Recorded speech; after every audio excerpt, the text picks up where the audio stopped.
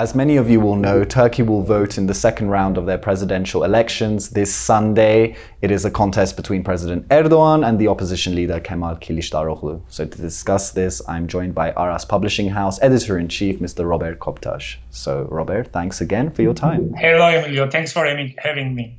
So on Sunday, the final round of this election will take place. It's looking likely, according to some analysts, that Erdoğan will win. In your opinion, even though his party has already won parliament, what would a second round victory for Erdoğan mean in tangible terms? Yeah, most probably he will win. We can assume that.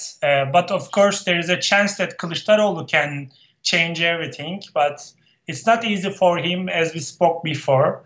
But as come to Turkish presidential system, I can say that it's a kind of very odd, very bizarre system, and it's really a Turkish-style presidential system. Erdoğan created this because in most presidential democratic systems, there is checks and balances. But and parliament, of course, is very important. But in a way, Erdoğan tried to bypass the parliament and dysfunction it. So, of course, it's important, but in reality, he's bypassing it most of the times by presidential decrees, taking some decisions, and without any law, without anything, he can do whatever he wants. So the parties in the parliament, the deputies, just trying to convince the people that this is not democratic, etc. But it's in name mostly.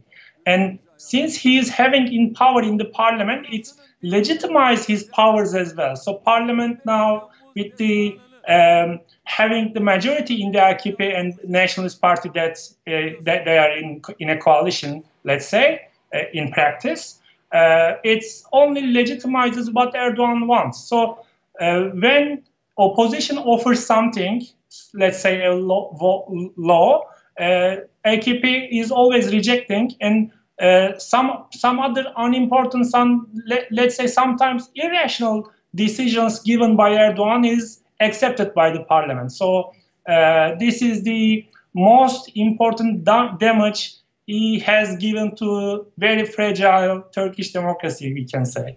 Okay, and as I mentioned, the AKP, Erdoğan's party, has already won the parliamentary elections.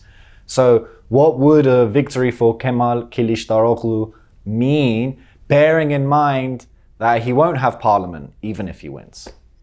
Yeah, the government, AKP and MHP, Grey Wolves is something like 330 deputies, and the opposition is 220.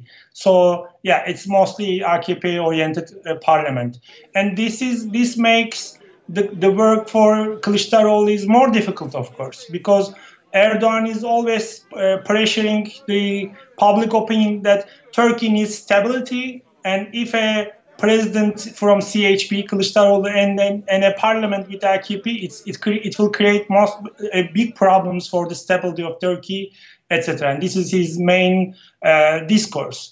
But some people, some columnists, of course, they are very close to the opposition, is saying that the only way to balance the power of Erdoğan and AKP to elect Kılıçdaroğlu as president. So it can be a very, again, odd and bizarre checks and balances system. But if he wins, of course, Kılıçdaroğlu will face lots of problems with the parliament. But if he uses what Erdoğan does, the presidential decrees, by governing the state with them, maybe it can help him.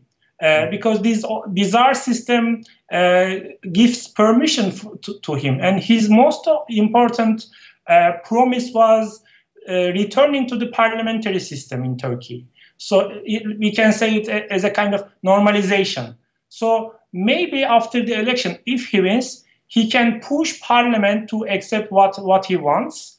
And maybe one choice of him can be to go an early election for the parliament and himself, of course. And with a losing Erdoğan, an Erdoğan who is in opposition, an Erdoğan who is not president, his charisma will be very damaged. So in that election, maybe Kılıçdaroğlu can have more chance that he has today.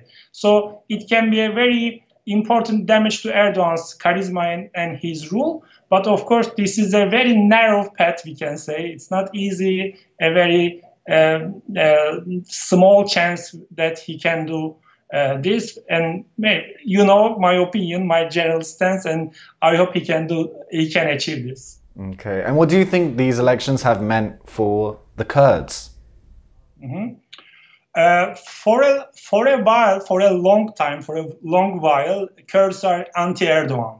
So their bridges are torn apart, and their main motivation that made him lose. So this is not changing. This is their general discourse. And even if Kılıçdaroğlu's alliance has some small parties who are very ultra-nationalist, Kurds didn't change this attitude because they know that with Erdoğan there cannot be a peace, a democracy in Turkey.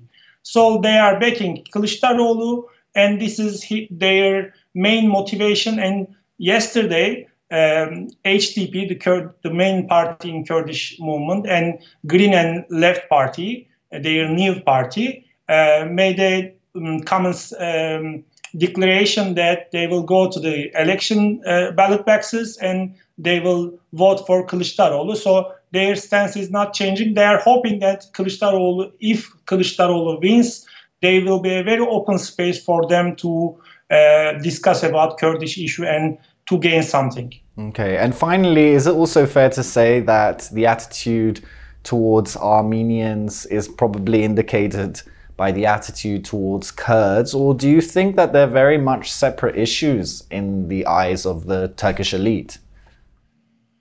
If we look from a surface, maybe these are different issues, but if we go deeper, they are really connected because the facing the history, criticizing what happened in Turkish history, criticizing the founding fathers' attitude of Turkish state is related. So Kurdish issue, the solution of Kurdish issue, in a sense, will be a solution for Armenian issue as well. Because only in a Turkey more democratic, more free, only in a Turkey if there will be a solution for Kurdish issue and open discussion about it, an Armenian issue can be discussed as well.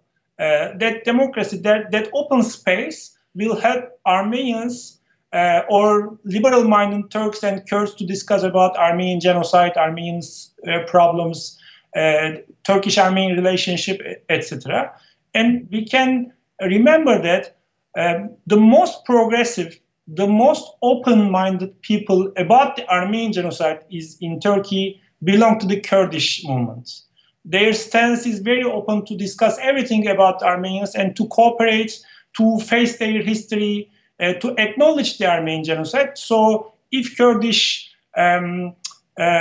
movement would be more strong and powerful, Armenians can gain lots of things, I can say. Well, as always, Robert Koptaş, thank you very much for your time. Thank you. And thank you for joining us on CivilNet.